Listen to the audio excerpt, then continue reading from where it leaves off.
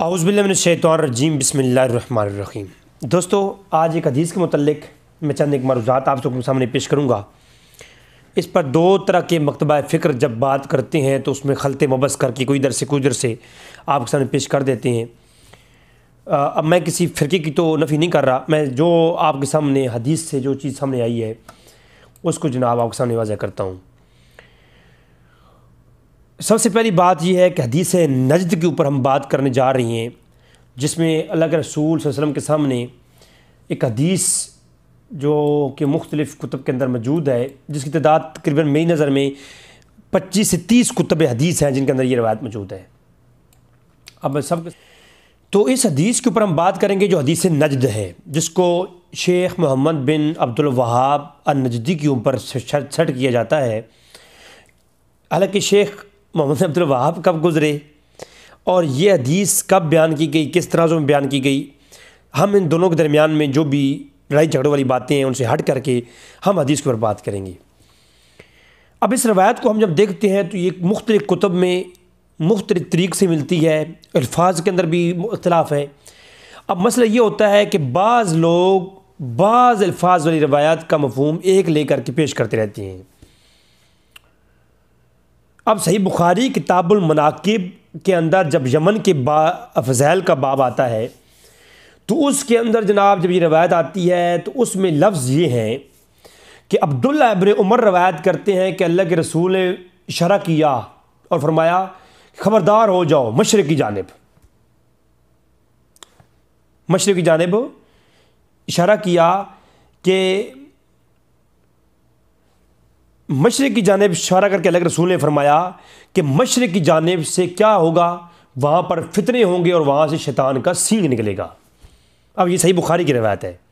इसमें लफ्ज़ क्या आया, हजूर ने मशरिक़ की जानिब इशारा किया और मशरिक़ की जानिब से क्या होगा, इस शैतान का सींग निकलेगा। एक तो ये रवायत है। अब इससे जो बाज़ आज अब मुतक़द्दिमीन के उलमा कहते हैं इससे मुराद शेख मोहम्मद बिन अब्दुल वहाब है। हालांकि इससे मुराद फ़कत एक फ़ितना नहीं होगा, बल्कि इसके ऊपर मैं आगे वज़ाहत में पेश करता हूँ। और अब मशरिक़ की जानिब इशारा किया। अब अगली रवायत सुने। ये रवायत सही बुखारी के अंदर भी है, इस किताब बदाल खल्क़ के अंदर भी है, सिफ़त इब्लीस की जुनूदों के मतलब, और सही मुस्लिम किताबुल फितन शरायतुल साअ के अंदर भी है, और बाब फितनो मिनल मशरिक़ी इस चैप्टर के तहत। फिर मुता इमाम मालिक के अंदर भी ये है, इस्तिज़लान के अंदर बाब माजा फ़ी बयान मशरिक़ के अंदर, और अहमद बिन हम्बल के अंदर मसनद के अंदर भी है, और सही इब्न हिब्बान के अंदर भी है, और ये दीगर जगहों पे भी ये रवायत मौजूद है जो मैंने मशरिक़ की जिसके अंदर लफ्ज़ मौजूद है। अब अगली एक रवायत है, इसमें भी अब्दुल्ला इब्न उमर रावी है इसकी। वो ये कहते हैं अल्लाह के रसूल ने फरमाया कि मशरिक़ की जानिब से ज़रूर चेहरा फरमा दिया और फरमाया कि ख़बरदार हो जाओ, फ़लाँ मशरिक़ से एक शैतान का सींग निकलेगा।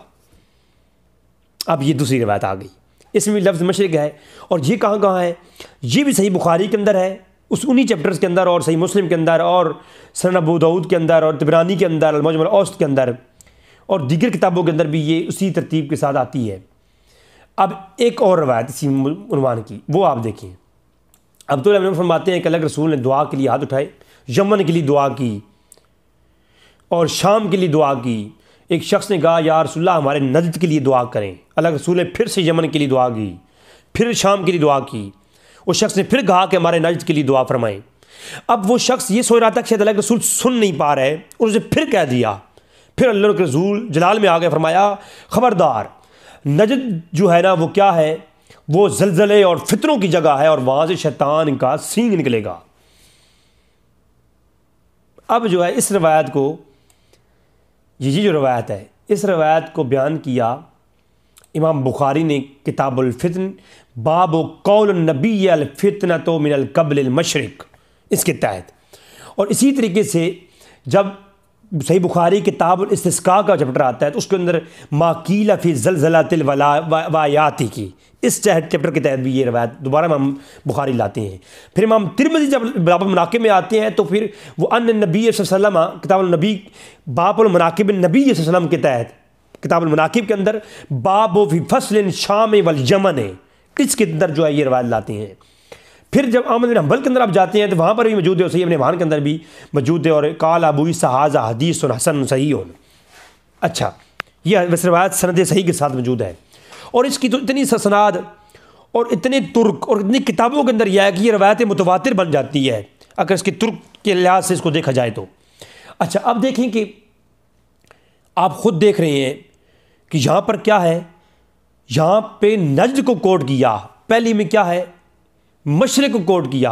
अब अगली रवायत आप देखें, एक और रवायत, इसी तरीके से ये रवायात मज़ीद चलती रहती हैं, जिनके अंदर बेशुमार और भी रवायात इसी तरह की हैं, मैं उनको छोड़ रहा हूँ, जिनके अंदर मरफूअन मौकूफ़न ये शाम की तरफ या इधर जो है मशरिक की जानिब और नजद की तरफ अल्लाह के रसूल ने फरमाया ये फितरों की जगह है। फिर इमाम कुस्तानी इब्न हजर अस्कलानी आप फतह बारी के अंदर, इमाम तिबरी के अक़वाल तहज़ीबुल आसार के अंदर, और इसके अंदर जो है इसके जो मुराद कौन है, ख़वारिज हैं और वो उनका गुरो मुराद है, बुज़ुर्गों ने शरह में ये लिखा है।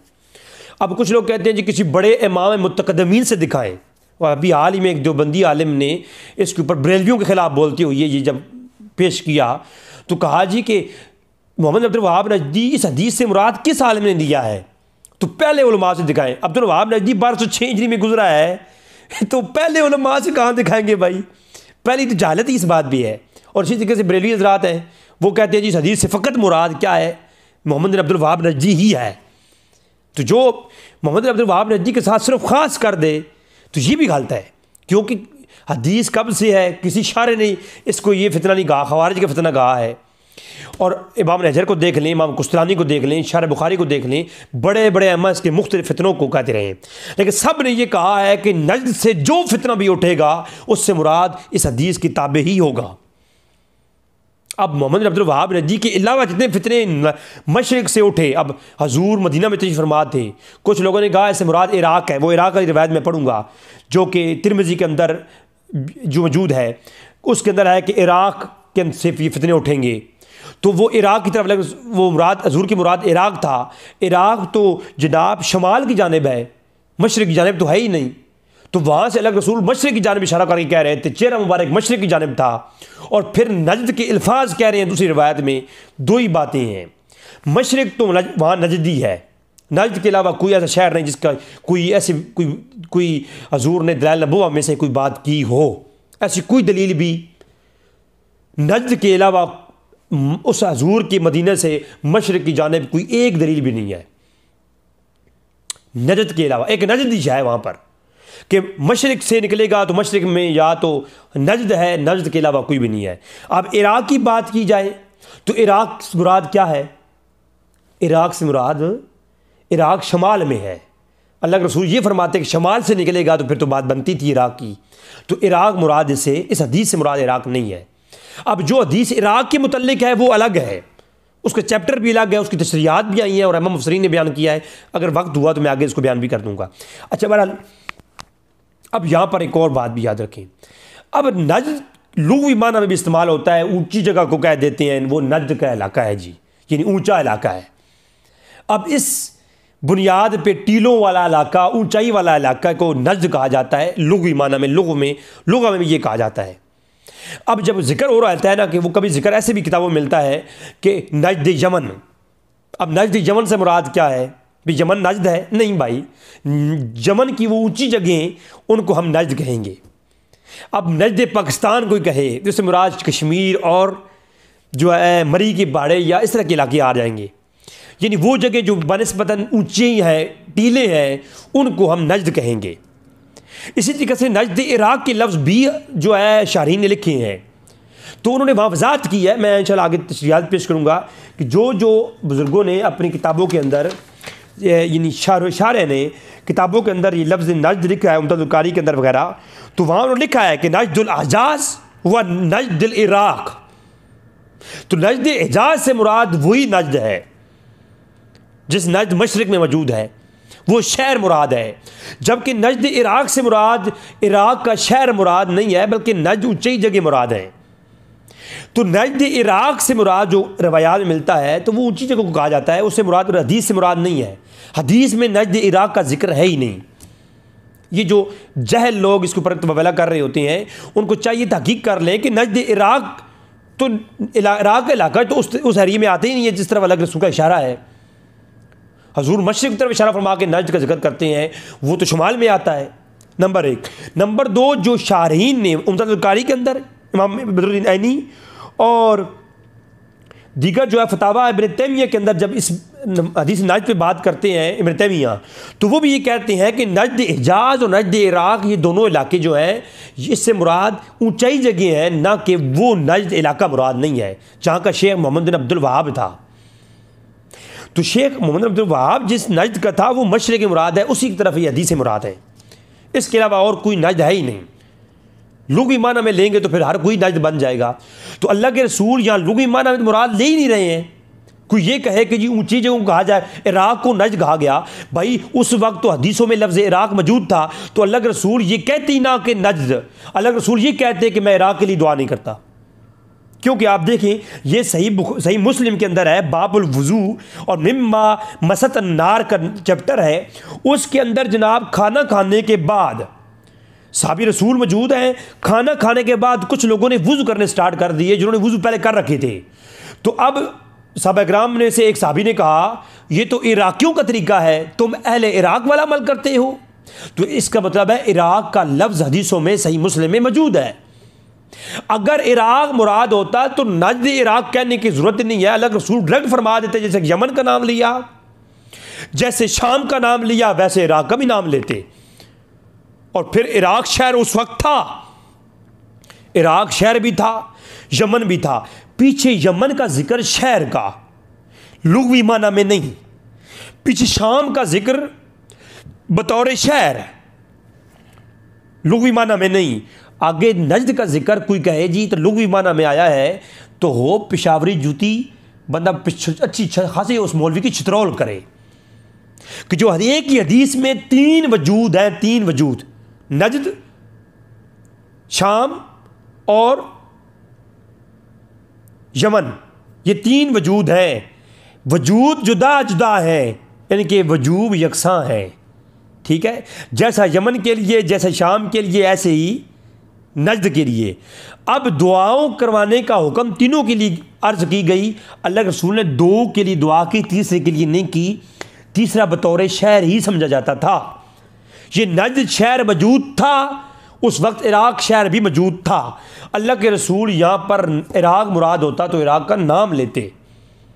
यहाँ नजद से मुराद अलग शहर है, इराक से मुराद अलग शहर है। बल्कि एक और देख लें, ये अब्दुल्ला इब्न उमर की रवायत है तहवी शरीफ के अंदर, पहली जिल्द सफ़ा 175 पर यह मौजूद है कि जब कुनूत की चैप्टर कायम किया इमाम तहवी ने, तो कुनूत के अंदर इराकियों के मसले में पेश आया। तो अब्दुल्ला इब्न उमर कहते हैं ये कुनूत में तुम पीछे पीछे इमाम के ऊंचा ऊंचा पढ़ते हो, ये तो इराकियों का ये तरीका है, ये इस्लाम का तरीका नहीं है। तो इसका मतलब ये है अहले इराक की फतने और ये चीज़ें ऑलरेडी मौजूद थी। हदीसों के अंदर इराकियों का जिक्र भी मौजूद है। तो अगर उस हदीस से नजद से मुराद नजद इराक मालूम होता तो उसको तो वाज़ेह कर दिया जाता।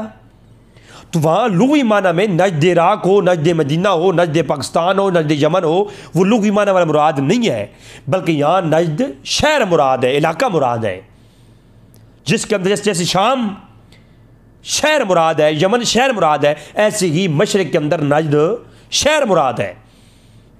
तो ये बात वाज़ेह हो गई कि यमन की शाम के मुतल्लिक ये जो मशरिक की तरफ इशारा किया अल्लाह के रसूल ने, और ये मशरिक अगर इराक की मुतल्लिक की बात होती तो इराकियों के मुतल्लिक तो पूरी पूरी हदीसें अल-कूफ़ी ला यूफ़ी, ये जनाब इराकी वफा नहीं करते, ठीक है। और फिर जनाब इराक के लिए कई और बिशारत वाली बातें मौजूद हैं वलियों के मुतल्लिक, और इसी के फिर और भी ऐसी कई चीज़ें हैं अल-मुजम कबीर के अंदर, और तरगीब होता है, तरहीब अल्लामा मुंज़री किताब है 3086 नंबर रवायत के अंदर भी यही मजमून है, और मुजम ज़वायद के अंदर भी यही रवायत इसी मजमून के साथ मौजूद है। सूरह असरा की आयत नंबर 59 के तहत इमाम मुफस्सिरीन भी इसी मौजू को बयान करती हैं, जिसको पढ़ने को शौक़ वो पढ़ सकता है। तो इसी तरीके से मदीना शहर जो है ना, जैसे मदीना, अब लफ्ज़ मदीना है, तो जब मदीना कहा जाएगा तो इस्लामाबाद भी मदीना है, अरबी लोगों के अंदर। मक्का भी मदीना है, मदीना कहते हैं शहर को। अब अगर लुग़वी माना में आप कहेंगे तो हर शहर मदीना, लेकिन जब आप कहा जाए कि कहाँ जा रहे हो, सऊदी अरब मदीना जा रहा हूँ, तो इससे मुराद क्या होगा? अब मारफा नकरा की बहस को समझना पड़ेगा। इससे मुराद हर मदीना शहर, हर शहर मुराद नहीं होगा, बल्कि मदीनतुल मुनव्वरा रसूल सल्लल्लाहु अलैहि वसल्लम का जो शहर है वो मुराद होगा। इसी तरीके से हदीस के अंदर जब नजद का जिक्र आता है, उससे मुराद कोई इराक वाला नजद या शाम वाला नजद या यमन वाला नजद मुराद नहीं है, बल्कि नजद इलाका शहर मुराद है। अब ये जो तावीलात करते हैं ये तो है हदीस नजद के मुतालिक गुफ्तगू। इसके मुतालिक मैंने शाम मुख्तसरन कर दी है। और ये इराक का जो इलाका था उस वक्त मौजूद था, बल्कि इसकी वजाहत हदीस के अंदर तिरमिज़ी के अंदर एक चैप्टर है बाबुल फितर के अंदर ये है कि जब अब्दुल्लाह बिन उमर की इसके पास एक आज़ाद लौंडी ने आकर कहा कि मैं इराक चली जाऊँ, तो कहा कि इब्न उमर ने कहा कि इराक क्यों जाती हो, वो तो फितरों की जगह है, वहाँ पर हशर होगा, तो तुम्हें चाहिए कि तुम कहाँ जाओ, तुम किसी और जगह पे जाओ, इराक मत जाओ, तुम यमन चली जाओ या शाम चली जाओ। तो अब जो है यहाँ पर मालूम हो रहा है कि जो इराक के फितने हैं या इराक के बारे में बिशारतें और वईदें हैं वो सारी हदीसों के अंदर मुराद मौजूद हैं। तो अगर इससे मुराद हदीस नजद से मुराद भी यही फितना होता तो यहाँ पर भी होते। अब देखिए सही मुस्लिम के अंदर हदीस है, अल्लाह के रसूल ने फरमाया मेरे प्यारे साहबा मैं जो देख रहा हूँ तुम भी देख रहे हो। या रसूल वो क्या फरमाया? अल्लाह के रसूल ने फरमाया मैं तुम्हारे घरों के ऊपर फितने बारिशों की तरह बरसते हुए देख रहा हूँ। अब फितनों का जिक्र तो सहाबा किराम मदीना के मुतल्लिक भी फितनों का जिक्र है, तो फितनों का जिक्र मदीना के मुतल्लिक काबतुल्लाह के मुतल्लिक नहीं है। सही बुखारी में पूरा चैप्टर है कि एक वक्त आएगा कि एक लश्कर काबतुल्लाह के ऊपर चढ़ाई करेगा। ये रियाद सालिहीन की पहली हदीस ही ये है। एक जनाब काबतुल्लाह के ऊपर एक लश्कर चढ़ाई करेगा तो उसको उस ज़मीन में धंसा दिया जाएगा। फिर एक पतली पतली काली काला काला हबशी गुलाम पतली पतली पिंडलियों वाला, सही बुखारी में पूरा चैप्टर है इदहाम काबा का, उसके अंदर है कि एक हबशी गुलाम काबतुल्लाह को मदहम कर देगा, मिसमार कर देगा, ईंट से ईंट बजा डालेगा। तो फितनों का जिक्र तो काबतुल्लाह के मुतल्लिक भी है। तो भाई फितनों का जिक्र हर शहर के मुतल्लिक है। तो अब जो फितना जहाँ से निकलेगा उस शहर के मुतल्लिक जो अल्लाह के रसूल की वईदें हैं या नबुव्वत की बुनियाद पे दी गई खबरें हैं गैब की, वो हम सरे खम तस्लीम जो है वो मानेंगे। तो ये जनाब गुफ्तगू है कि इराक का इलाका भी था, नजद का सींग निकलेगा ये मिशकात के अंदर, मिरकात के अंदर। और नजद ना हमारा नजद इलाका जो है इससे कोई ऊंची जगह मुराद नहीं है, शाम का नजद और ये चीज़ मुराद है। मैंने गुफ्तगू कर दी है। सही बुखारी के अंदर भी है और 1037 नंबर, 7094 नंबर, और मिशकात के अंदर 6271 नंबर, और मसनद अवाना के अंदर पहले जिस 60 के ऊपर, और फ़ज़ाइल सहाबा के अंदर 1724 नंबर रवायत है। और इसी तरीके से मसनद अहमद के अंदर भी हदीस मौजूद है। मुख्तलिफ तुर्क से वो अब आप लोग ख़ुद तहक़ीक़ करते रहें, फ़कत हदीस आप पता है। और इमाम मालिक रहमहुल्लाह मुता ममालिक में रवायत लाते हैं, उमर बिन ख़त्ताब जो है वो उनको काब बिन अखबार ने कहा, हज़रत काब कहती हैं हज़रत उमर फ़ारूक को, कहे उमर इराक़ न जाओ, इराक़ तो फितनों की जगह है, वहाँ ना जाओ। तो ये जो है मालूम हो चुका है कि इराक़ के फितने मशहूर थे, तो नजद का जिक्र करने की ज़रूरत नहीं थी।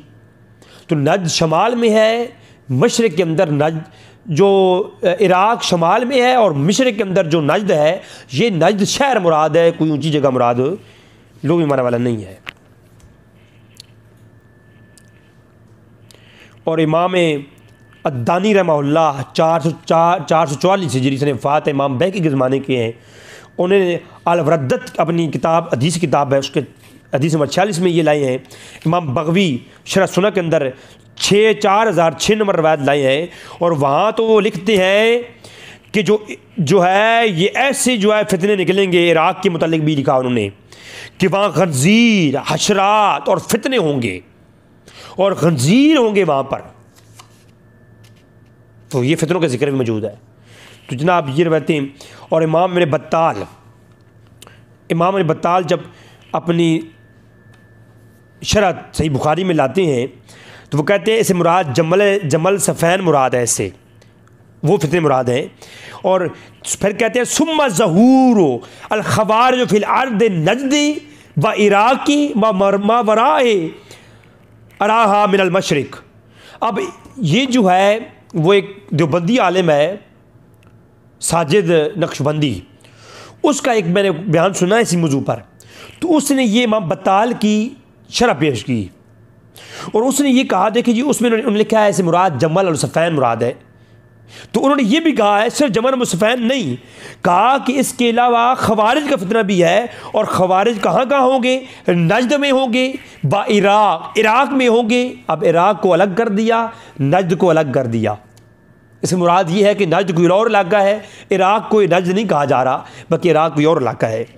और मावरा मिनल मशरिक़, और इसके अलावा मशरिक़ का भी इसके अंदर जिक्र कर दिया। तो लिहाजा ये जनाब इमाम बत्ताल की बात, जो कि बाज़ देवबंदी हज़रात इसको गलत पेश कर रही होती हैं बरेलवियों के अगेंस्ट।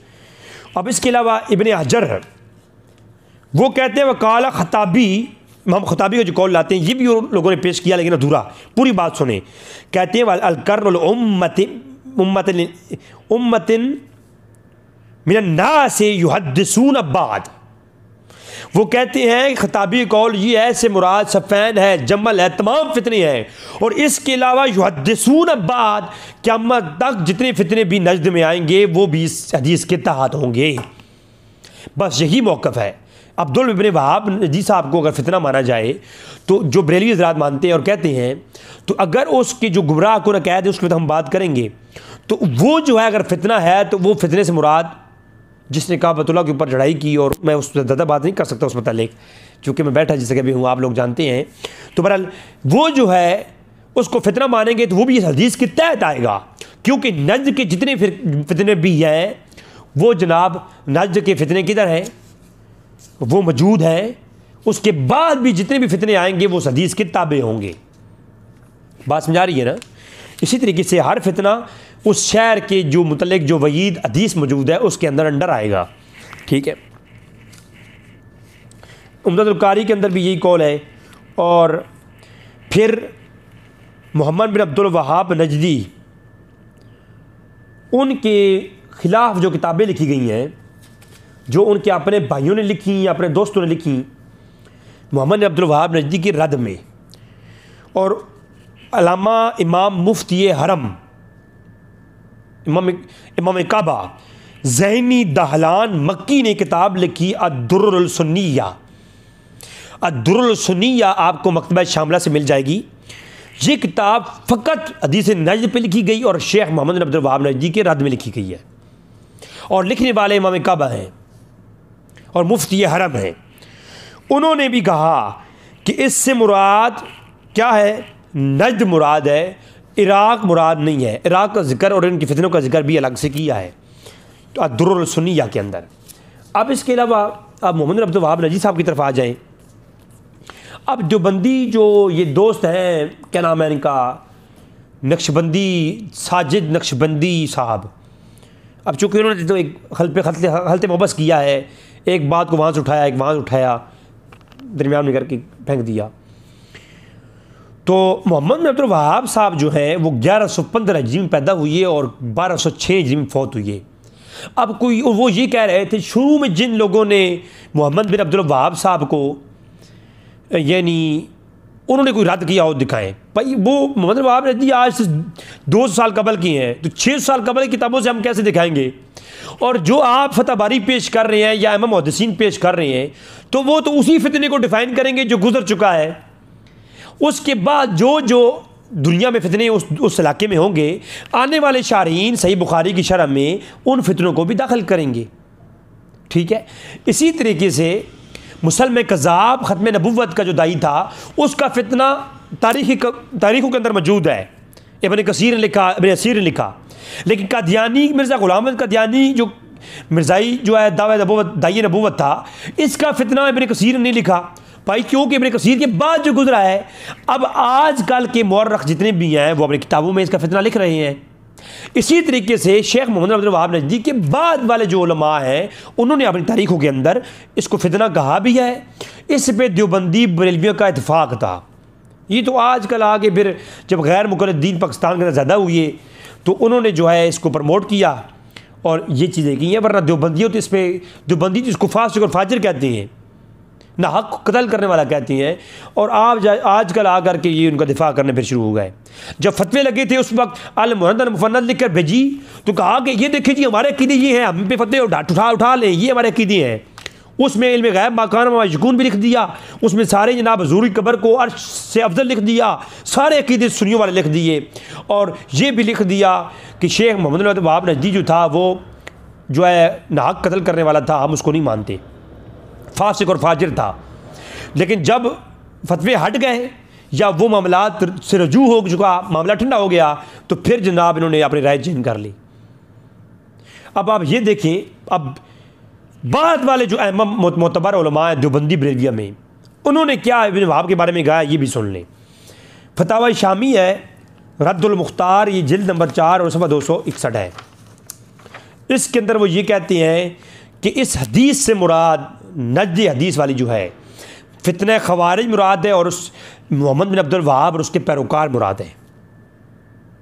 और इसके अलावा अहमद इब्न ज़ानी इब्न दहलान अल मक्की मुफ्ती हरम है, उन्होंने अद-दुर्रुल सुन्निया के नाम से पूरी किताब लिखी और उन्होंने कहा कि इससे मुराद शेख मोहम्मद अब्दुल वहाब नजदी और खवारिज मुराद है। जनाब सैफ चिश्तियाई पीर मेर अली शाह साहब देवबंदी बरेलवियों की मुतफ़िक़ उलमा आलिम है, और बरेलवी हज़रात आजकल कुछ पीर मेर अली शाह साहब के ख़िलाफ़ भी बात बोलने वाले कुछ लोग भी हैं, क्योंकि उन्होंने कुछ देवबंदियों के हक़ में फतवे दे रखे हैं, जो कि मैं समझता हूँ कि बेहतर फतवे हैं। उनके हक़ में जो फतवे हैं वो सही फतवे हैं।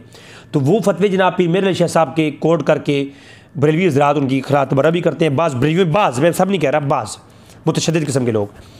तो वो पीर मेर अली शाह साहब सैफ चिश्तियाई में कहती हैं वहाबियत का बानी इब्न वहाब एक गुमराह शख्स था। मदीना में एक मुनाजरा हार गया था, और मुनाजरा हारने के बाद एक अपने इलाके में गया और एक सरदार से, मैं नाम नहीं ले रहा, मुख्तसरन पेश कर रहा हूँ, आप जानते हैं वजह क्या है। तो वो एक शख्स के साथ मिलकर लश्कर तैयार किया और फिर मदीने पर चढ़ाई की। ये सैफ चिश्तियाई है।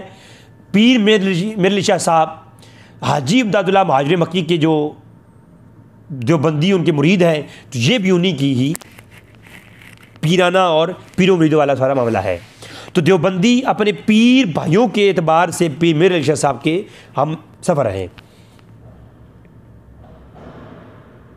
तो इसी तरीके से ये जो है पीर मेर अली शाह साहब ने भी लिखा।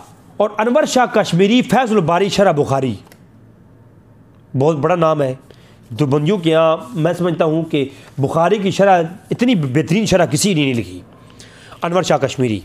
बल्कि मैंने इस इमाम स्यूती के मुतालिक जब गुफ्तगू की थी तो मैंने ये फैज़ुल बारी पेश की थी कि उन्होंने इमाम स्यूती के बारे में लिखा है कि इमाम जलालुद्दीन स्यूती वो हजूरी वाली हस्ती हैं जिनको 70 मरतबा हजूर का जागते हुए दीदार हुआ है।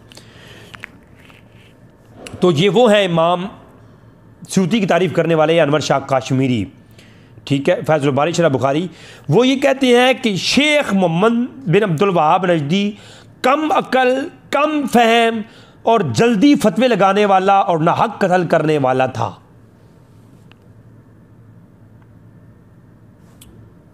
अब ये दिखाएं आप, अब मसला ये होता है ना, अगर फ्रू में मसला हो ना, फ्रू में, तो फिर जिसके इलियास गुमन साहब ने एक लेक्चर में इब्न वहाब नजदी की जो दिफा में एक लेक्चर रिकॉर्ड करते हुए कहा, इलियास गुमन साहब कहते हैं कि हमारे बाज़ बुजुर्गों ने उनकी तारीफ़ की है और बाज़ ने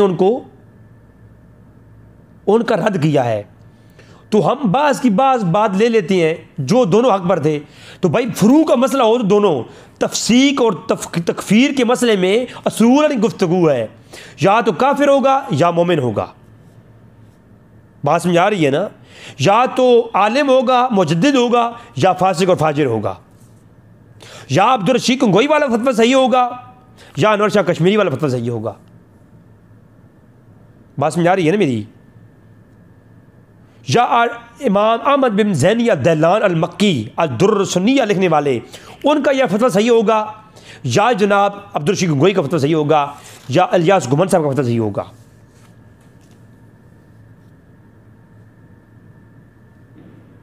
और फिर जो शेख मोहम्मद बिन अब्दुल वहाब नजदी साहब के भाई हैं सलमान इब्ने अब्दुल वहाब। सलमान इब्ने अब्दुल वहाब शेख मोहम्मद अब्दुल वहाब नजदी साहब के भाई हैं। उन्होंने पूरी किताब लिखी अस्सवाइकुल इलाहिया फी रद्दिल वहाबिया। अब ये जो किताब लिखी ये उनके अपने भाई ने अपने भाई के खिलाफ लिख दी, अब्दुल वहाब नजदी के खिलाफ। इसके ज़िक्र भी इंशाल्लाह मैं एक और क्लिप लाऊंगा इंशाल्लाह, वो इसी के ऊपर जब हम अक़ायद अब्दुल वहाब नजदी पे बात करेंगे, उनकी किताब तौहीद और औज़ा इब्राहीम के ऊपर कलाम करेंगे, तो हम उसके जो एतक़ाद हैं जिन पे अहम उलमा ने एतराज़ किए वो भी आपके सामने रखेंगे। फ़ैसला नहीं देंगे, सिर्फ रखेंगे, बाकी अपने फ़ैसले खुद आप करते फिरेंगे जी। हमें ज़रूरत नहीं है किसी भी फतवे लगाने की। हम यही कहते हैं कि वो एक आलिम था, उसने जो ये बातें लिखी हैं कि आप जो लोग दिफा करते हैं वो तवीलात कर देंगे। बहरहाल तो ये जनाब वो सलमान इब्ने अब्दुल वहाब ने जो अस्सवाइकुल इलाहिया लिखी फ़ी रद्दुल वहाबिया, तो वो जनाब उन्होंने भी इसका रद्द किया है। ये मैं बड़े बड़े अम्मा की बात कर रहा हूँ। अच्छा, अब आते हैं ज़रा, ये अब्दुल हादी शाह मंसूरी साहब हैं, ये एक और हैं, ये तस्हील बुखारी है जनाब। इसमें उन्होंने लिखा है, देवबंदियों की मोतबर तस्हील बुखारी शरह बुखारी है, उसमें लिखा कि अब ये जो था ना अब्दुल वहाब जालिम, बागी, जागी और खारजी था। ये मुझे बताएं। अब जालिम खारजी कह रहे हैं, खारजी तुम काफिर हैं। मैं आपको अभी बताता हूँ, फतवे दिखाता हूँ, अम्मा के फतवे हैं, खवारिज काफिर हैं। अब जो काफिर हैं उनको आप इलियास गुमर साहब कहते हैं। हमारे पास बुजुर्गों ने कहा है, और भाई अगर आप अपने वहाब नजदीक को मोमिन मानते हो तो जिन बुजुर्गों ने उसको काफिर कहा हुआ है, आपके नज़दीक वो एक मोमिन को काफिर कह रहे हैं। और मोमिन को काफिर कहने वाले का हुक्म क्या है? जिस जो काफिर ना हुआ और जिसने उसको काफिर कहा तो कुफर किस पे लौटेगा? ये बातें आप किधर से कानून करते हैं? खुदा की कसम, इतने बड़े बड़े उलमा हो और फिर बातें पता नहीं किधर से लेके आते हो। अब ये है अल्लामा सावी रहमतुल्लाह ने जब ये किया, हाशिया सावी लिखा जलालैन, तफसीर जलालैन के ऊपर, तो जनाब ये लिखते हैं 397 कि इससे मुराद फ़िरका वहाबिया है। इस हदीस नज से मुराद कौन क्या है? फ़िरका वहाबिया है। ये सूरह असरा की आयत नंबर 59 के तहत। और इसके अलावा थानवी साहब ने जब हाशिया नसाई लिखा, यह अशरफ थानवी साहब की हाशिया नसाई, वो हाशिया नसाई लिखते हुए कहते हैं कि वहाबी खारजी हैं और उनके नज़दीक हमारी औरतें कैद करना और कत्ल हमारा करना जायज़ और हमारे माल उनके लिए जायज़ है, मुबाह है। थानवी साहब कहते हैं कि अब्दुल वहाब नजदी के नज़दीक जो बंदी जो इलियास गुमन साहब कहते हैं कि ये अपने वहाब नजदी अच्छे आदमी थे, तो उनके अपने आलिम थानवी साहब कहते हैं हाशिया नसाई के अंदर, कहते हैं कि ये जो वहाबी हैं ये खारजी भी हैं और ये हमारी औरतों को कैद करना, और कैद करने का मफहूम समझते हैं ना आप? अगर नहीं समझते तो यही हाशिया साहबी के अंदर थानवी साहब ने बयान किया है कि जब कुफार की औरतें कैद की जाएँ तो उनके साथ क्या क्या सलूक करना जायज़ है और क्या नहीं, लोंडियाँ बनाया जाए तो क्या जायज़ है क्या नहीं, और जब वो हमारी औरतों को लोंडी बना लेते हैं तो उनके साथ वो क्या कुछ करने के लिए वो जवाज़ रखते हैं, वो भी उन्होंने बयान किया है और किताबें भरी पड़ी हैं। बहरहाल मैं फ़कत इतना ही कहूँगा कि वो थानवी साहब कहते हैं कि हम जो बंदियों की औरतों को कैद करना, कत्ल करना और हमको कत्ल करना, ये उनके नज़दीक हमारा खून जुबा है। तो अब आप मुझे बताएं, अब इसके अगली बात, ये हुसैन अहमद मदनी साहब हैं अशहाब साकिब, मैं इंशाअल्लाह ताला ये भी आप देखें ज़रा।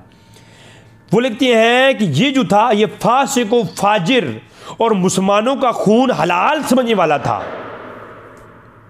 अब फासिक व फाजिर, मुसलमानों का खून हलाल समझने वाला। इलियास गुमन साहब से गुजारिश है, कितना घंटे का लेक्चर आपने अपने बाप के ऊपर दिया है और अपना एक मन गढ़ंत सूल भी पेश किया उसके ऊपर। ये सूल कहाँ से आपने लिया है? आप फरू पेश कर रही हैं, आप रफ़ीदैन का बहस कर रही हैं कि जिसके ऊपर कोई करेगा तो ठीक है, नहीं करेगा तभी ठीक है। आज छोड़ने बांधने की बहस कर रहे हैं आप। ये ईमान और कुफर की बहस हो रही है। इमाम ने कुफ्र में एक ही असूल एक ही है, हक वाहिद होता है।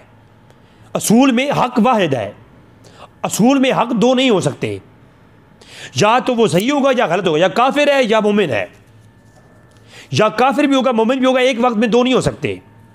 अब असूल के अंदर ये असूल जी उनका अपना गढ़ा हुआ है, खैर करे बस। बहरहाल ये तो हो गया ये बात।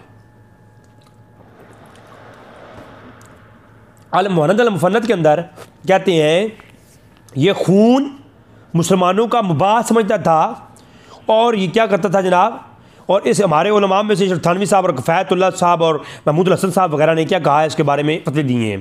तो ये अल मुहन्नद अल मुफन्नद के अंदर उसका जो अल मुहन्नद अल मुफन्नद की शरह है इसके अंदर भी मौजूद है। और गैर मुक़र्रदीन के यहाँ नवाब सिद्दीक़ हसन खान भोपालवी अल हिदायतुल साइल, इसके अंदर कहते हैं कि ये वहाबी थे, और वहाबी जो थे ना ये मुसलमानों का खून हलाल समझते थे, और फिर इसने क्या किया कि वहाबियों को फिर अहले हदीस का लक़ब दिया गया बाद में। ये नवाब सिद्दीक़ हसन खान भोपालवी ही कहती हैं। इसके ऊपर मेरे पास बड़ी ये हेडिंग लगी हुई हैं सारी की सारी, लेकिन अब मैं इनको सबको अगर बयान करूँगा तो मेरे ख्याल में एक चीज़ और यहाँ बयान कर देता हूँ। अब्दुल वहाब नजदी किताबों के ऊपर हम अगली एपिसोड में बात करेंगे, जो कि फ़नी और टेक्निकली गुफ्तगू में 20 इबारात पेश करूँगा मैं अब्दुल वहाब नजदी की, जिनके ऊपर हम असूलियत सुन्नत के असूलों के तहत उनके अंदर डाउट है। सिर्फ 2 इबारात यहाँ में पेश कर देता हूँ। किताब तौहीद सफ़ा नंबर 124 है। कहते ये हैं कब्र अनवर और दीगर इसके जैसे मुतबर्रिक मुकामात की तरफ फ़कत इशारा इस्तेलाम करना भी शिरक है। अब मैं ये कहता हूँ कि ये जो काबतुल्लाह में हम मकाम इब्राहीम को इस्तेलाम करते हैं वो शिरक क्यों नहीं है, फ़कत इस बात का दलील हमें चाहिए। ये जो असूल है ना, ये असूल भी जिस पे शिरक का फतवा दिया गया है, यानी अगर अल्लाह के रसूल के दरबार के सामने कोई यूँ कर दे प्यार से तो वो मुशरिक है, अल्लाह के रसूल के दरबार के कोई जाली चूम ले वो मुशरिक है, हजूर के मदीने की मट्टी को कोई चूम ले वो मुशरिक है। और यही जनाब मुस्लिम इब्न शहबा के अंदर जो रवायत है कि बिलाल बिन हरस जब आए हजूर की कब्र पर और आकर के हजूर की कब्र अनवर पर सर रख दिया, और दूसरी रवायत में अबू अय्यूब अंसारी का जिक्र है मसनद अहमद के अंदर कि वो अपने चेहरे रगड़ना शुरू कर दिया, तो क्या वो सारे के सारे मुशरिक नऊज़ बिल्लाह हुए थे कि उन्होंने आके तो चेहरे रगड़ने शुरू कर दिए? यहाँ तो इशारा, फ़कत इशारा शिरक है। और इसी के अंदर आदम अलैहिस्सलाम को भी सिफ़ात के अंदर शिरक कहा गया, और बल्कि औज़ा इब्राहीम के अंदर तो उन्होंने ये लिखा है कि ये जो मोहम्मद का मिज़ार है ये गिरा देने के लायक है, और इस अगर मुझे कुदरत मिली मोहम्मद सल्लल्लाहु अलैहि वसल्लम के मिज़ार के ऊपर तो मैं गिरा दूँगा जी। तो ये मैं इंशाल्लाह इस पर बात करूँगा। ये एक जनाब ने तज़किरा किया था हदीस नज्द के मुतल्लिक़, तो मैंने कहा मैं आप सबके सामने थोड़ी सी वज़ाहत कर दूँ। बहुत शुक्रिया। अस्सलामु अलैकुम।